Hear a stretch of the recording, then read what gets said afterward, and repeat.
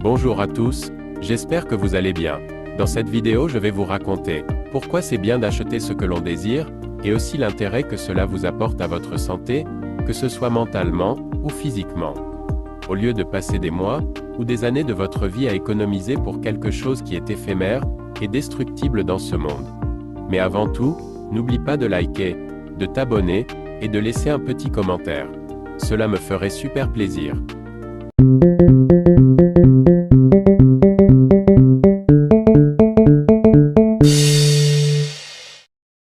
Le plaisir de consommer, c'est comme ressentir le bien que ça fait quand on a enfin ce que l'on veut réellement dans sa vie. Bien sûr, ici on ne parle pas de projets professionnels ou de projets personnels, mais plutôt de projets matériels. Car selon moi, personne dans ce monde ne peut prétendre à ne rien vouloir de matériel ou de plaisir lambda. Pour moi, les personnes qui prétendent s'en foutre de tout ça, je les prends comme des gens qui font juste de la publicité pour éviter d'être jugés par les autres. Ça sert à rien de se prendre la tête à mentir les autres pour rager une fois que l'un de tes proches décide d'aller de l'avant. Il faut accorder à chacun le bonheur qu'il mérite en sachant que tu peux toujours être fier de toi tant que la passion passe après les priorités. Les gens éprouvent souvent du plaisir en achetant et en possédant des biens matériels tels que des vêtements, des gadgets électroniques, des voitures, etc. Ce plaisir peut découler de la nouveauté, de la qualité, ou de l'esthétique de ces objets. Sache que tu peux même les garder si tu les utilises plus, pour par exemple, les donner à l'un de tes proches, ou faire des petits prix à tes amis pour leur éviter d'acheter neuf au magasin. Outre les biens physiques, le plaisir de consommer peut également être lié à l'expérience de services tels que les voyages, les restaurants, les spas, et tout. Le but c'est d'en profiter avec la famille par exemple pour vous amuser et vous libérer du stress quotidien de la vie. Et ce n'est pas tout, grâce à ces services, vous pouvez vous créer plein de souvenirs qui sont surtout bons à raconter et à partager à vos proches, qui à leur tour, feront sûrement de même.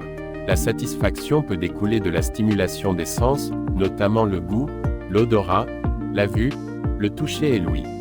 Par exemple, savourer un repas délicieux, écouter de la musique apaisante ou profiter d'un massage peut procurer un grand plaisir sensoriel. Il y a des gens qui sont prêts à faire le tour du monde pour voir de leurs propres yeux les secrets cachés du monde. D'autres veulent juste faire des choses que rares sont les gens qui souhaitent le faire, comme sauter d'un avion, ou faire des cascades de folie sur les dunes du désert. Il y a aussi beaucoup de gens qui trouvent satisfaction dans le fait de choisir des produits durables, éthiques et respectueux de l'environnement. Vous devez savoir que plus votre produit est de qualité, plus il durera dans le temps.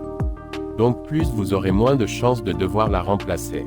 Du coup, plus d'économies dans vos poches sur le long terme, mais cela reste une théorie, car certains produits ont été conçus pour accélérer le besoin de remplacement.